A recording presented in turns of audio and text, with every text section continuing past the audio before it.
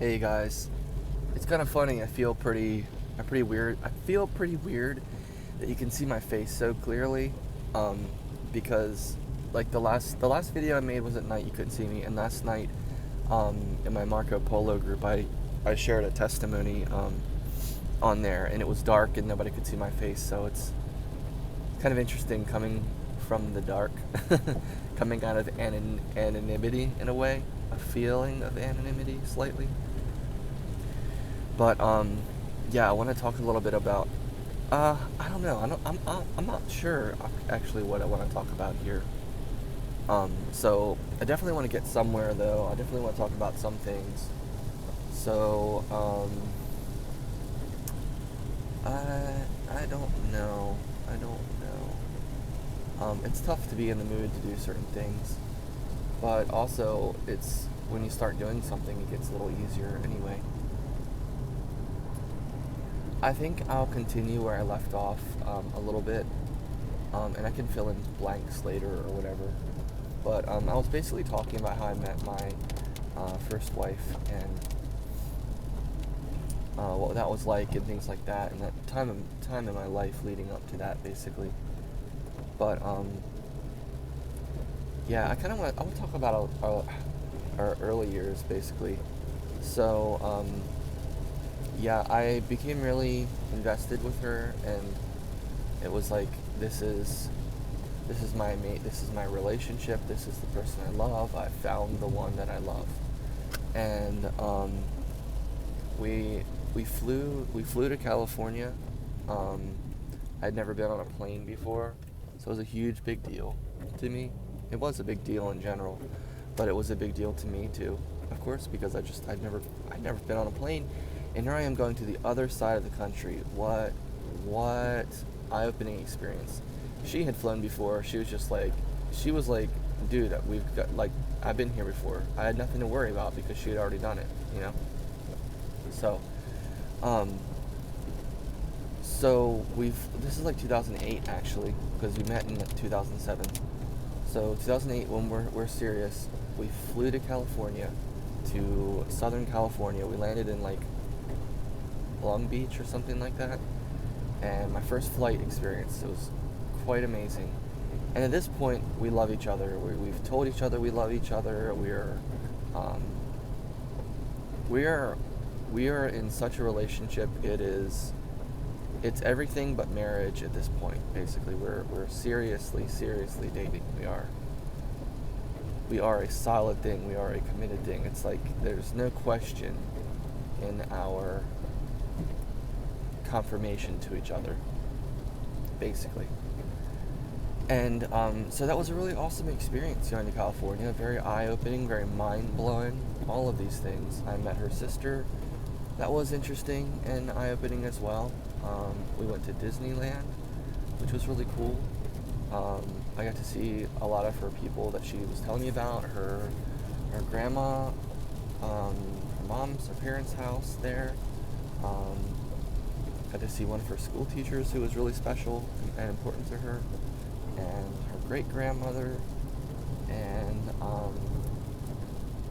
just a lot of really good experiences. And got to go to the Hollywood side of things. Went to LA. Just so many. It's really nice to talk about this because so much happened. So much happened, you know. And it's just nice to, in hindsight, when you experience a lot of things, it's really great to decompress from those things, and you know, it's really good to kind of, yeah, decompress the memories, talk through them, talk about them, go through them again, so they're not all freaking compacted into your skull or whatever. But I got an X-Files shirt. The new X-Files movie had just come out, or was just coming out, and I went to a Hot Topic store somewhere in California, like on the Hollywood, on the near the stars, near the Walk of the Stars, Walk of Fame or whatever it is, and where they premiere new movies and stuff like that. It was really cool. I Am Legend was coming out. No, not I Am Legend. Hancock. Hancock was coming out with Will Smith, and which is weird because I thought that was 2007, but apparently it's 2008. The Dark Knight was coming out. Think about that. You guys, everybody remembers the Dark Knight movie. Everybody pretty much who's my age around there, for the most part, right, knows the Dark Knight movie. That was such an amazing blockbuster. For me, that was such a significant point in time in the world and in life in general. Heath Ledger dying, like, so insane. And so the Dark Knight was being advertised, and it was like, oh my gosh, you could feel it. It was like, oh my gosh, this movie is going to be insane. And it was just amazing. So you got to see some really cool sights and sounds, different things like that, and just get to enjoy California for the first time, you know. I was really treated. I was really blessed. I was really blessed. And yeah, so that was a really wonderful experience.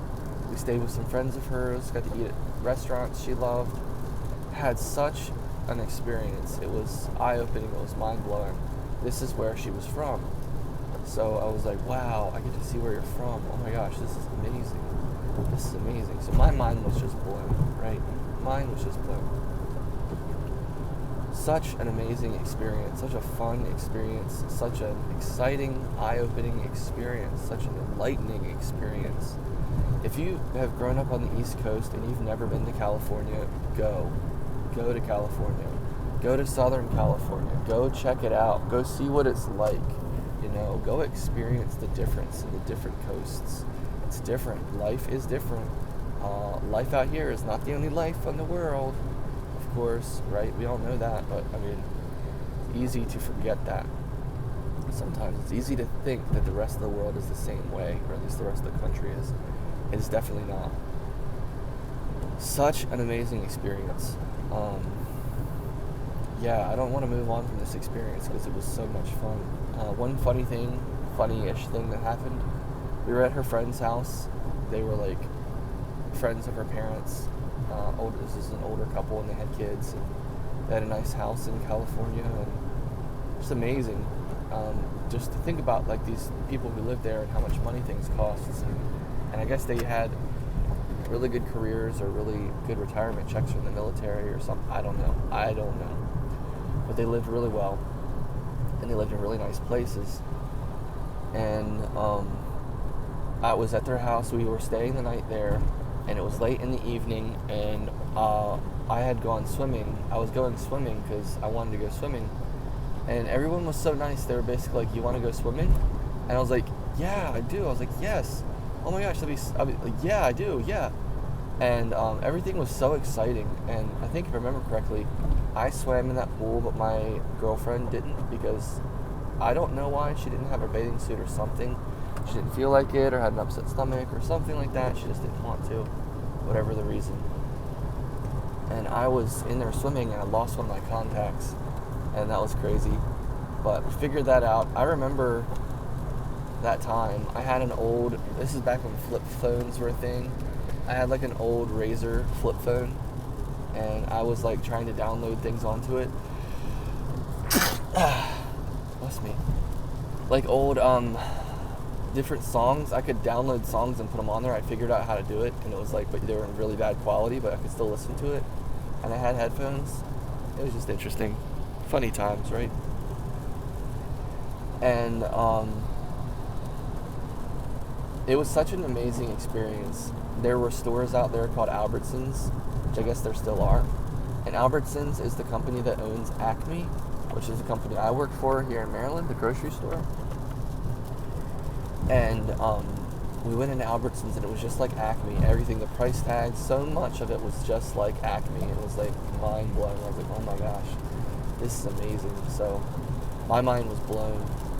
And it was such an amazing trip. It really was. I had such a good time. And it was really, really enjoyable. And there was a lot of things that I was kind of like, I guess eventually trying to make sense of, some different things, different thoughts. I couldn't fully reconcile some of these thoughts. It was really cool. But yeah, and it was amazing. It was an amazing trip. And so, of course, we came back. We stayed for like a week. Our trip was like a week long, and it was the summer. And it was around the time for you cultural junkies. This is around the time that Coldplay released "Viva La Vida," that album. Dun, dun, dun, dun, dun, dun, dun, dun, dun, dun, dun, dun, That it was just such an amazing time. Reliant K had released a new album. It was kind of an album. It was called the Nashville. It was called The Birds and the B-Sides, and it was a double length B-side EP, because one half was the Birds and the B-Sides, and the other side was the Nashville, Tennessee P. Nashville, Tennessee EP. But it's one word, Tennessee P. I got that album, and life was just good. It was just sunny and good. The weather was happy. The mood was happy. People were so chill, unbelievably chill. And that's California in a lot of ways. And it was amazing. It was such an amazing time. I really, really, really loved it. And so we went back home and we lived another year dating, and as committed girlfriend and boyfriend, seriously dating, basically committed. Like, okay, we're gonna planning. Well, it was like basically like, well, it was like, yeah, we didn't say it, but we're basically like, yeah, we're gonna get married for sure. We're definitely gonna get married. That's gonna happen. We will get married at some point. We will definitely get married. That's kind of where we were.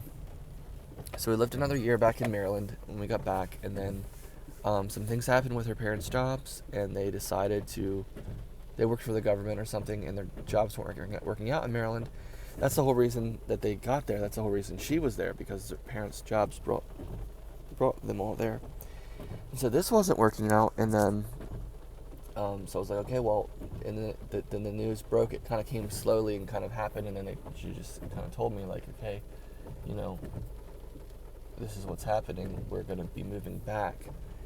And she's like, you remember when we first on our first date, when I told you eventually I'm going to move back, right? I was like, yes, I know, I remember, I know. And I was so smitten. I couldn't just leave her. I couldn't just be like, well, I love you so much, and this has been so amazing, and I can't believe we've had such an amazing time together for these past 2 years, but I have to stay here, and I can't go, and I love you, but goodbye, I guess. I could never do that. And so and also to look into my situation a little bit more, I was, I was about 20 years old now. I was about 20 years old. I had worked at my job for about 4 years. I had topped out on, I had gotten to the point where I couldn't make any more money at my job unless I had gotten some insanely unlikely position that would just be like completely unlikely in getting. But for someone my age and my position and everything, I was making as much money as I could possibly make at that job. And it was literally $9 an hour. It was, which today is a joke. That's like a labor crime or whatever.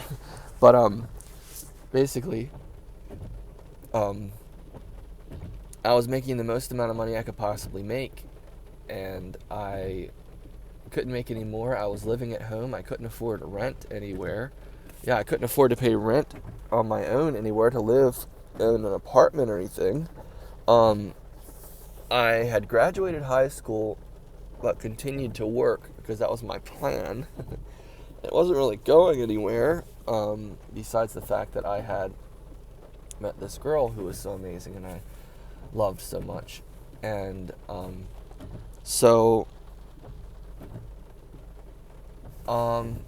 I was just like, man, I'm not going to school, I'm not going to college, I'm topped out at my job. Like, I was like, this is just crazy, and I can't believe I'm going to do this. But I basically was just like, you know what?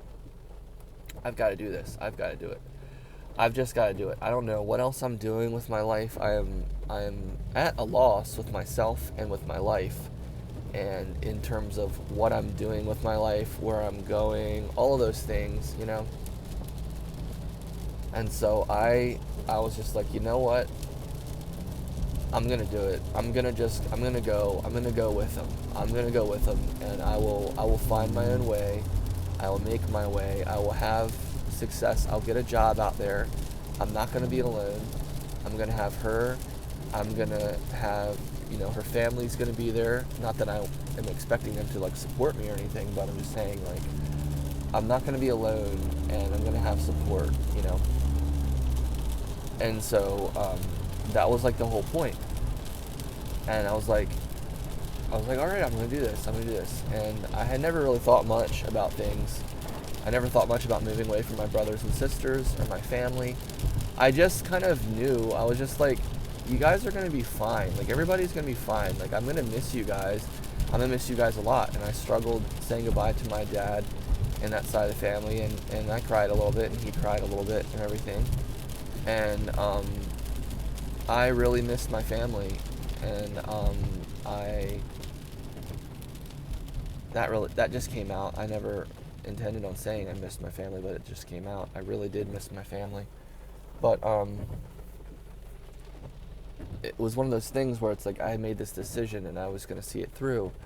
Like, I was going to make this work somehow, or I had to, basically. I mean, when you set out to do something, you set out to succeed. You intend to succeed. You don't intend to fail. You have to set out on your best foot. You have to put your best foot forward. You have to give it everything you've got. You've got to try. You've got to work hard, and you've got to try, And so that's what I was doing. And it was amazing. And my mom was freaking out. She was losing her mind. She was basically like, I'm never going to see you again, and all this stuff. And she honestly kept saying that to me, and I think she actually did believe it. Like, in some way, she literally thought that she was never going to see me again for some reason. And I had to console her, like, no, you're going to see me again. I'm going to come back. I'm going to come back and visit. I'll be back next year. I'll be back later. Like, you'll see me. I'm like, please just let me live my life. And I mean, I had grown up with so much drama and so many problems, so much adversity, really, and struggles, and from bad stepdads to just lame life, basically. I can't even begin to sum it all up quickly. Just a lot of struggles, growing up. And finally, I was getting away from it. I was finally escaping it all. I was finally going, woohoo! I'm breaking free! I'm going out into the world by myself, but not by myself, And so what a time! What an amazing time! Like, unbelievable, insane, amazing.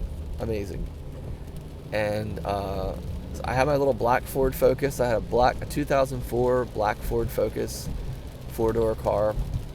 That was my car. She had a little white Honda Civic. That was her car. And they had it shipped out there on a truck. And her parents drove, and they had a silver 4Runner, and her stepdad and mom drove in that, and they had a big golden retriever dog named Casey in the back that rode with them. And then she and I rode in my car, and us two vehicles set out and left Maryland. And that was such an insane feeling. It was such a monumental feeling. I had never lived that much life in one moment before in my life. I had never lived that much life. That was a lot of life to live, if that makes sense. I think you really experience life when you make decisions and you make moves and changes and things like that. That's when you really experience life. When you make decisions for yourself and you make changes and you make moves and all these things, those are big deals. And you can really feel life when you're doing those things. You feel full of life in a lot of ways, because you feel the question, you feel the exhilaration, the excitement, you feel all of these things, right? All of these things. And, so you feel all these things for sure. And, man, it's so great to see Scion cars, like those Scion TC, those cars. You don't see them enough around anymore. Most of the time, if you see a Scion, it's one of those square little cars, but you don't see the sports car size ones anymore that much. Saw a lot of them from back then. That was a big deal back in like 2007, you know, '08 and on. But anyway, what an exhilarating thing. And I remember driving, because I was driving my car and her parents were driving theirs, and we were just following them. Getting on the Bay Bridge to leave the eastern shore of Maryland and getting onto the western shore. And for a while it started feeling like, okay, well, this is familiar. We've been here before. And then it started changing, and it's like, well, we've never been here before. It was totally like that scene in The Lord of the Rings when the hobbits leave home and Sam stops and they're like, Sam, what are you doing? Come on, what are you waiting for? And he's like, one more step. And this is the farthest I've ever been away from the Shire. It was just like that, you know? I feel that in my heart. I feel that in my heart. Totally in my heart. It was such an insane time, basically. And we drove clear across the country, and we stopped here, we stopped there, we stopped here, we stopped there. And, you know, what a time. What an amazing, insane time. And we were not going to California, which was where our initial plan was. And that's what a lot of people at home kept saying. They said, we're going to miss you when you go to California. And we're like, well, we're not going to California. We're going to Reno. And they're like, they couldn't comprehend. They're like, oh, okay, you know. And a lot of people still kept saying afterwards, years later, that I went to California. And we didn't move to California. We technically went to California, but we moved to Reno. But what we did was we drove to California to where her parents were, to the area where her parents were staying, because her parents were moving to California. She and I were moving to Reno because half of her family, her mom's side, lived in California. That's where her stepdad and mom were moving, into their old house where they previously resided. And then the other half of her family, her dad's side, lived in Reno, including her grandparents, aunts and uncles, you know, aunt and uncle. And yeah, so we were going to Reno because it was cheaper and it was more practical to live there, and yeah, that's what we decided to do. So we're driving, but what we did was we drove to California with her parents to break and to kind of part ways in California, but also to touch base with her family there, her mom's side of the family, her grandma, and visit them and her sister, and see them and visit with them for a little while, and take a break from the long road journey that we just drove. Stay a couple days, right? It was so amazing. Like, there was so much. Everything was so practical. It was like, yeah, that's exactly what we should do. We should spend a couple days recouping after this drive. We should. And oh my gosh, yes, we should stay here, you know. And it's like we didn't have confines saying like, well, you know, we have a job you have to run and get to real quick. It was just like we were going to figure all that out. And so, you know, that was just our plan. And so we did that. We stayed at her grandmother's house for a couple days and recouped from the journey. Had a really great time in California. Once again, I'm not a stranger to California. I've been there before. Now I'm there for the second time. It's really interesting. And now the time has come for us to go to Reno. You know, Reno is not very far, and it's actually the opposite direction. So we're actually heading in the direction of home in Maryland, in a way. We are, in a way, because it was going east. But so we started heading northeast to Reno. It's like an 8-hour drive or something. This time it's just me and her, and it's like, this is really cool. And I'm gonna see where I'm staying and all these things. They're like mind-blowing, can't comprehend these things, overwhelming, just insane, all this stuff, you know. And so we finally get there, and what we're gonna do is we're gonna live with her grandparents on her dad's side, and live with them until we both get jobs, until we can afford our own place to live, because that's what we were going to do. And it was just like such a given that we would do that. It's hard to explain, but it's like there was a jump that was made somehow, a jump of believability, a jump of what is possible. Like, I went from living at home on my own and with my family and but on my own, like my own income and stuff, and being like, I can't afford a place to live. I just can't. And now suddenly we're both going to get jobs and we're going to get a place to live.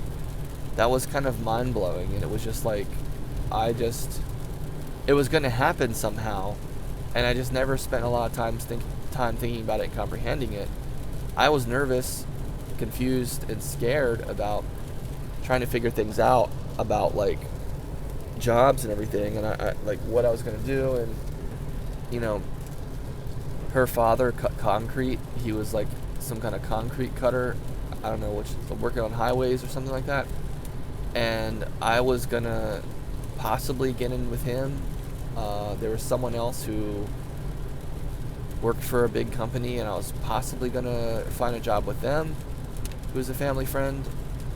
I had grocery store experience, but not much more.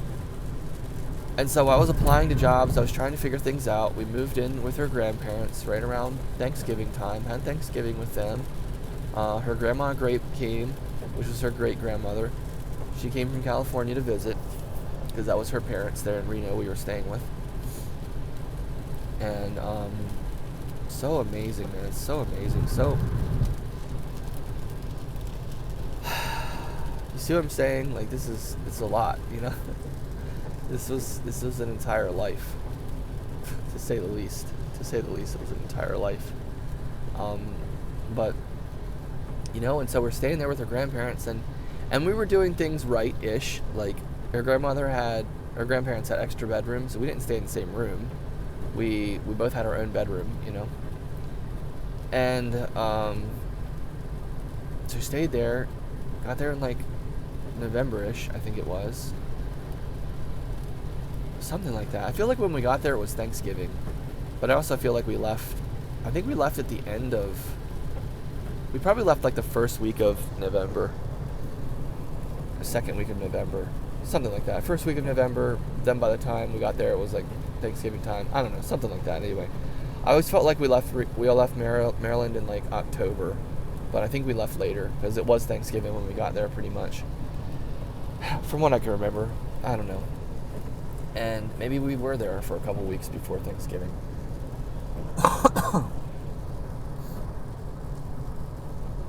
But, really amazing getting to know her grandparents. Her grandmother was so nice and friendly and funny, hysterical, hilarious.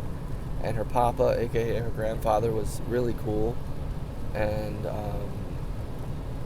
had a certain sternness about him, but not in a bad way. Just enough to keep me on my toes, just enough to keep me respectable. Like I was already a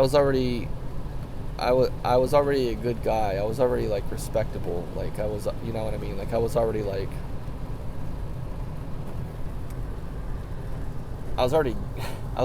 good basically. I was basically good, you know. I was basically like, well, you don't have to worry about me. You know, I'm not gonna cause any problems or be bad or do anything crazy or anything like that, you know. Totally respectful and all those things. And met the rest of her family, her aunt and uncle there that I hadn't really met before, who were really cool, and her cousins, and that was really exciting to meet her cousins. And she had 3 cousins. They were all younger than us, but they were really cool. And the middle one I bonded with a lot, and eventually we became buddies, we became friends. And then later we became really good friends. We became insanely good friends. But yeah, it was crazy. So I was we went through Christmas and everything, got a lot of snow. It was insane. It was like, we're living in Reno. And it was like, fish out of water, this is just to say the least, you know. Fish out of water, to say the least. And yeah, such a crazy thing, right? Such a crazy thing. And here we are, and I'm putting in for jobs and everything, and eventually, and fun fact, I was still playing Rock Band. I rented the Beatles Rock Band. I had my Rock Band drum set, and I still played Rock Band. Played a lot of Call of Duty online with my PS3, and was having a great time. But I was trying to find a job for real, and I went a couple months before I did find one. It wasn't too surprising, but I did feel the heat a little bit. I felt the pressure and the heat from her a little bit. But I did. I got a job. I put in an application at this store nearby called Smith's grocery store, and there's like a lot of really nice grocery stores there. Put in all my grocery experience and everything like that. I had a lot of experience. I was not coming in green. I was not a dummy. You know what I mean? Like, I wasn't coming in dumb. I was coming in smart. I was coming in experienced. I was coming in with knowledge, with know-how, with hard working, with energy, with strength, with youth, with energy. I was that. I'm not trying to say I was that dude. I'm not going to say that. I'm not going to say I was that dude. But in a lot of ways, I was that dude. I was raised right. I was trained right. I was taught right from the job that I worked in Maryland. To the point where I felt like, yeah, this is different. And it's a totally different store or whatever, but I can do this. This is a grocery store. I can do grocery stores. I know how to do this work. I can do it. And so I actually applied for the dairy manager, which was a higher step above anything I had done at Acme. That's a department manager job. And I went in and interviewed, and the manager was a little intimidating, but I just laid it all out there, told him what was what, told him my skills and everything. He walked the department with me, showed me the department, and it sounded like I was going to get the job. And I think in that interview, he gave me the job, if I remember correctly. He may have had me come back to look at the department or something like that, but it was basically like, you're getting this job. And I was like, oh my gosh. I was like, I got the job. I got the job. I got the job. It was like that, And I was like, where's my help? As far as I'm the dairy manager, so like I guess I'll have some other people working in here from time to time or whatever, helping out. And he's basically like, no, you don't get any help. I was like, I was like, oh, okay. He's like, well, you do have an assistant on your day off, but that's all you get. And I was like, oh man, this is gonna suck. But I was also like, no, I can do this. I was like, I can do this. I was sad because like, man, it's gonna be so lonely, right? So lonely. But I was like, I can do this. And then I was like, how much is the pay? And he's like, yeah. So do you have any questions for us? And I was like, yeah, I'm just curious. What's the pay like? And he was like, oh, it's and looked at the grocery manager. He's like, what is it, $15.85? $15.85, I think. He's like, yes, it's $15.85, something like that, And I was like, I lost my mind. I was like,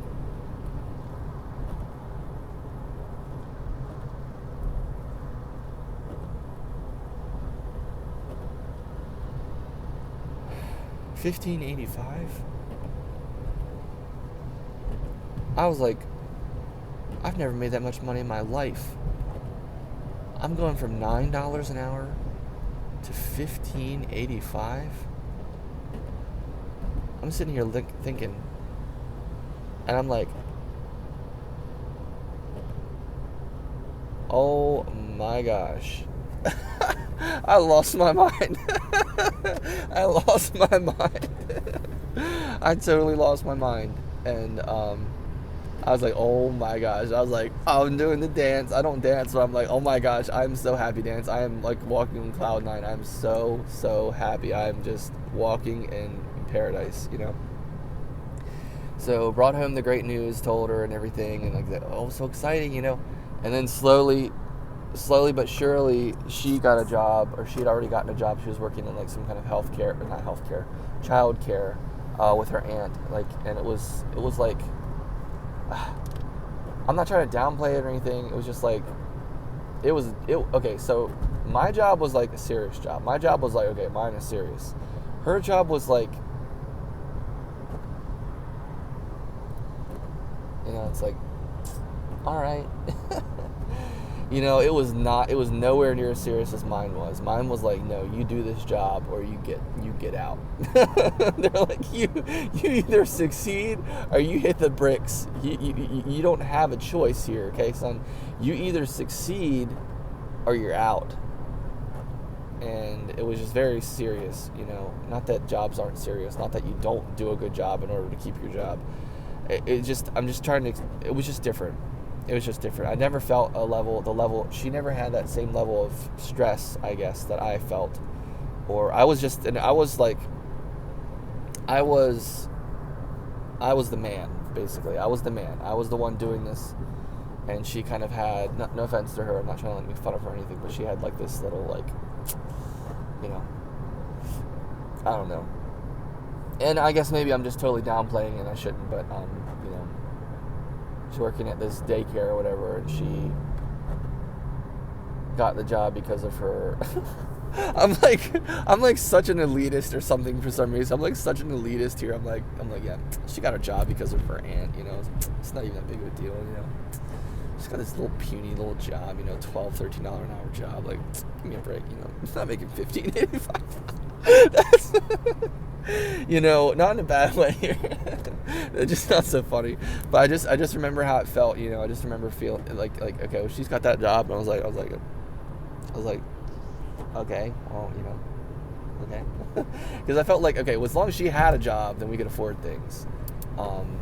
I had a job and I had a good job, so it was like we were basically good mostly because of me.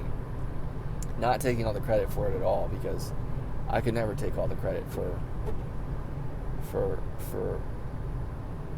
moving to Reno, and for all the help we got in the move, all the help we got in the housing, all the help we got from our family, all of that. I could never take credit.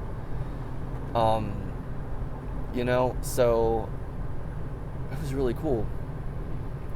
And eventually it was like, okay, well, we're looking at apartments now. Now we got our jobs.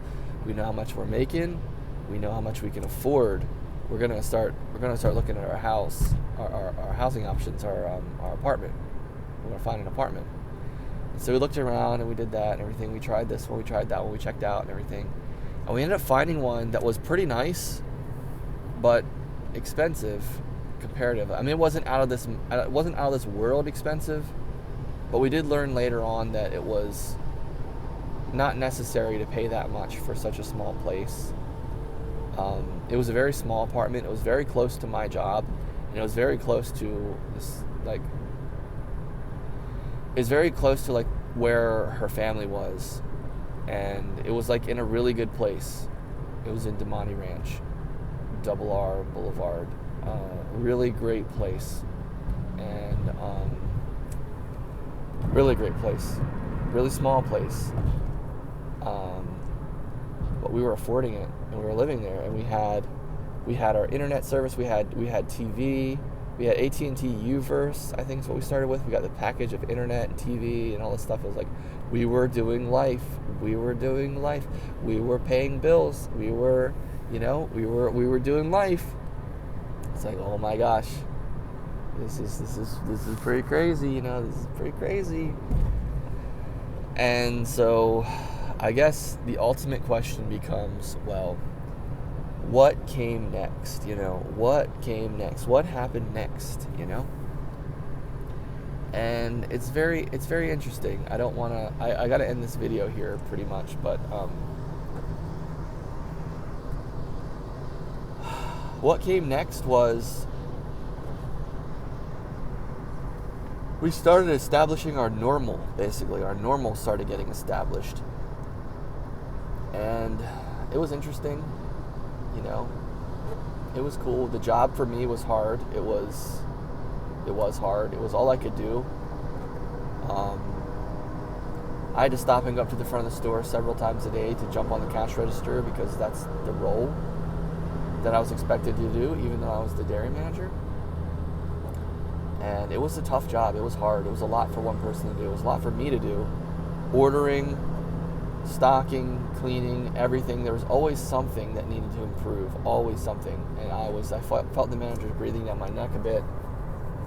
It was tough. It was tough. My job was hard, and I struggled. I actually did struggle. I did struggle a lot, actually. And that's the hard part, because it was really hard to deal with that. It was really hard to deal with struggling, because I wasn't used to that. I wasn't used to struggling. I wasn't used to not being able to do it, you know? And the fear and the fright that came with that, the scare of like Like, we have a place to live. Like, what the heck am I going to do? This job has to work. It has to work, or we won't be able to afford our apartment. We'll have to move back to our grandmother's. Like, what? We can't do that. Like, that can't happen. We can't go backwards. We can't go backwards. We can never go backwards. You know? It's a mindset. And so, it was hard. It was really hard. I really struggled with this job. And it got harder. And eventually it broke. And eventually they kicked me out of dairy and demoted me. And that was really, really hard. And I also realized slowly but surely, like, the Lord, I could feel the Lord, even though I wasn't really that close to him. I can see his presence in my life now. I can see his presence in my life then, now. And yeah, totally. He was basically like, it's going to be okay, Justin. This is not the end of the world. It's going to be okay. You guys are going to make it. You're going to be okay. It's going to be okay. And then, so I went to night crew at that same store, freight crew, which meant working overnight shifts. Brand new thing altogether. And this is after a year. I worked the dairy manager job for about a year. And I hated that manager. I hated Todd so much. I hated Todd. I was so angry with him. I was so frustrated with him. I was so frustrated in general and angry. And this was really hard. This was really hard. There were a lot of really hard things I was dealing with. And the other thing was, I don't think anyone else knew or appreciated it or understood. Because, like, after you're there for a while and people get used to you being there, it's not that they care about you less, but they kind of, everybody eventually gets so too busy and they can't care about you as much as they did when you first got there. Because when you first get there, they like are trying to make sure that you're okay. They're making sure that you're going to make it and all this kind of stuff. Like your grandparents, not saying anything bad about them at all. But I'm just saying, like, in real life, like in realistic, like in reality, like, you can't hold someone's hand the whole time. You can't watch over them, be their guardian angel or shepherd or whatever for the whole time. God, this dude is nuts. I can't believe the guy just pulled out in front of me like that.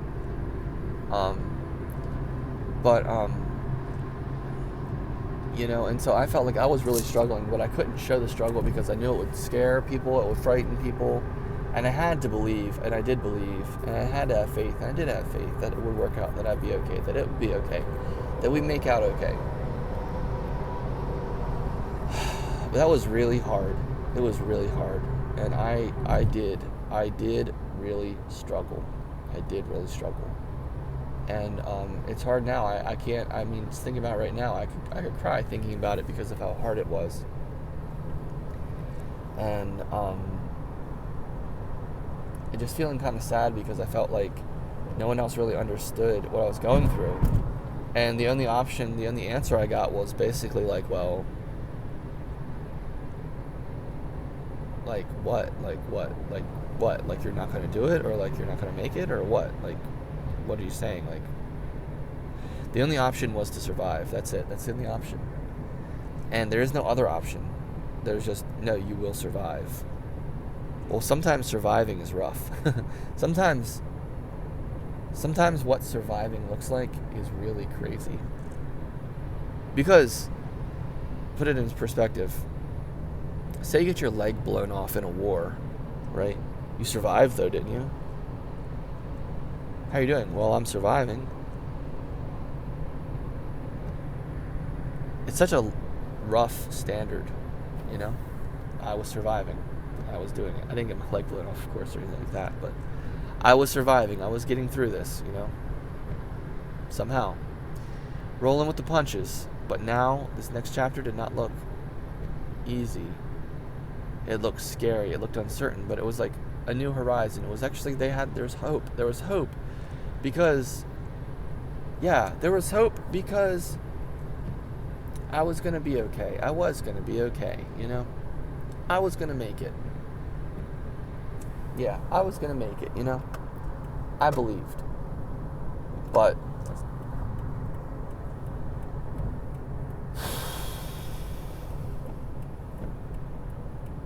it was hard. I feel like I've spent a lot of time on this, but you might think I've spent a lot of time on this. but it's because it's true. It was really hard. And it wasn't just, oh, it's really hard. No. Like, this was really hard, and I didn't have anyone to really confide in. I was scared. I felt like, I don't know what it was. I couldn't tell people. I couldn't talk to people. I couldn't tell people, like, what I was going through. I couldn't tell them I was having such a hard time. I couldn't tell them I was struggling so bad. You know what I mean? I couldn't tell them I was really struggling. But I was, and I was scared. But at the same time, I was determined. I'm a very determined person. I have a very, very strong resolve. I have a very strong ability to just be able to do things, just somehow survive. A very strong resilience in me. And so that's what I did, and began working freight crew life. So this is